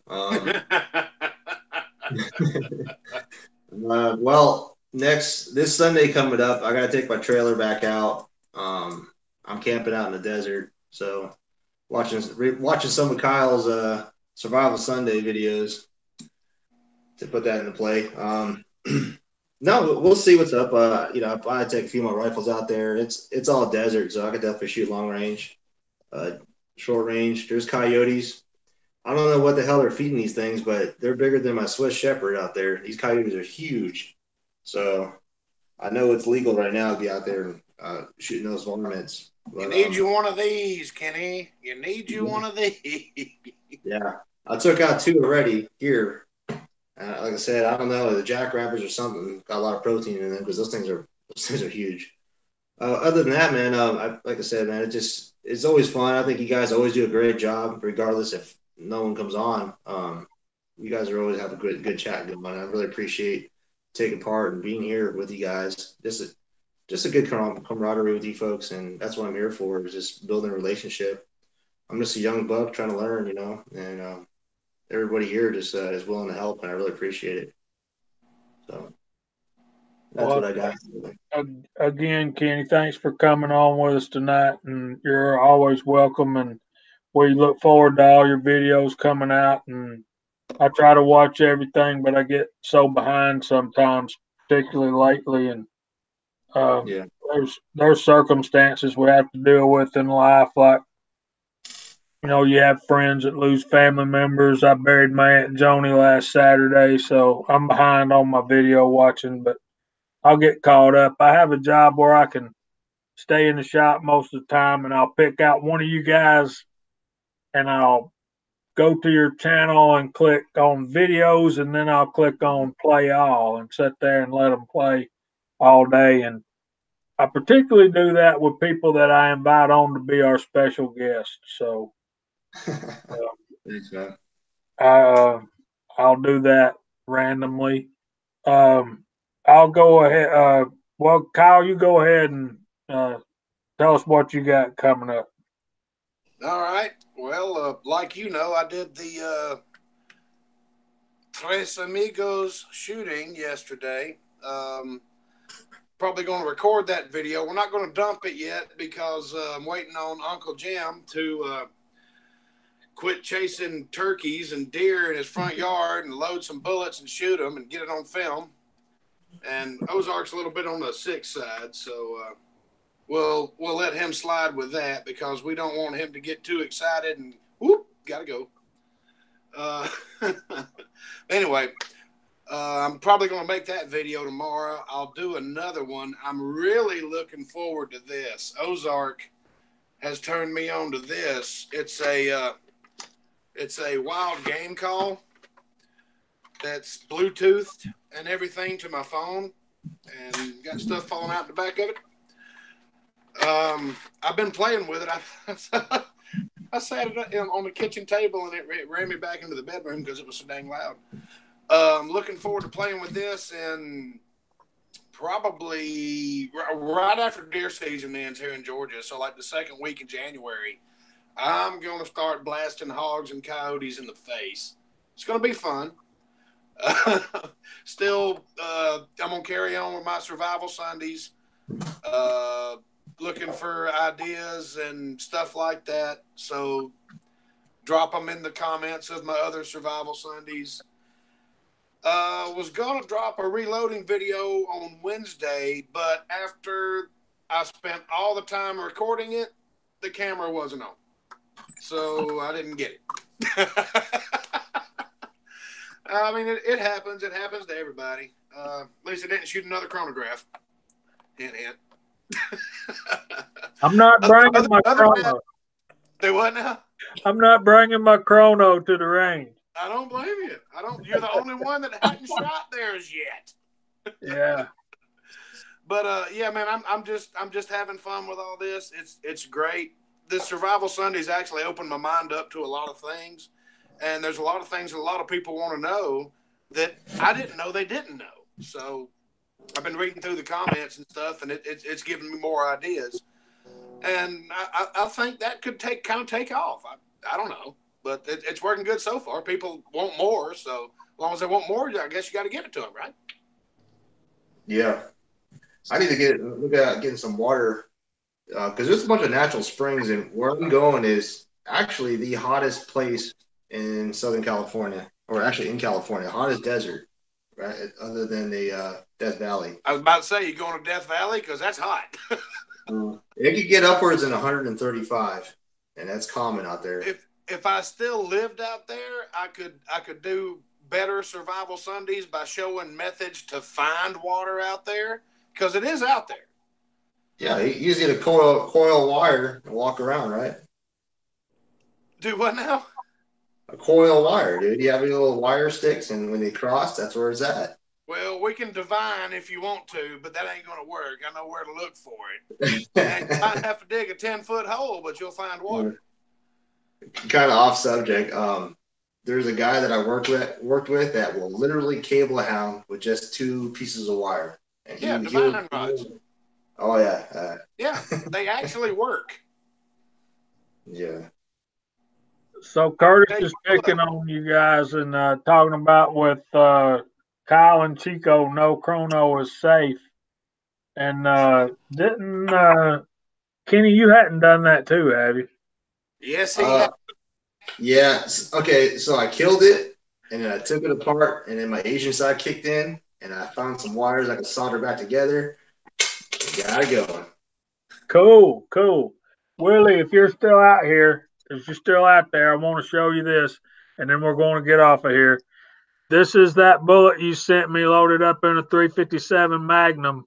I don't know if you were here when I was showing it earlier tonight, but those went bang, and I mean really loud bang. That's probably another video. I have footage in the can from the range for 35 Remington Load 7. Should be out by at least the middle of next week, probably more like Sunday. And other than that, I hope to see Uncle Jim tomorrow night on the Hat Chat and watch Foreign and Domestic on the Crazy Scotsman channel. Check out the reloadersnetwork.com. There's a lot of affiliate links that you can get some good deals on top of helping the Reloaders Network get established monetarily, and you'll probably get some good deals on Christmas time stuff too. And with that being said, we're running about 4 or 5 minutes over. Guys, thanks everybody for coming in. And like we've said to y'all before, Friday night is a good time for us. It's a time of therapy, a time that we get to unwind from the work week, and we hope that y'all being on and conversing on the chat in the chat room helps y'all unwind the same way that this helps us unwind. So Hopefully Nathan will be back next week. We're looking at a guest coming up within either next week or the week after that, and I'm gonna try to keep it a surprise. But I think the secret's out. So, with that being said, God bless you. Keep those you love close to you, and we'll see y'all next Friday night. Thanks again for stopping in, guys. Thank you, guys. Thank you.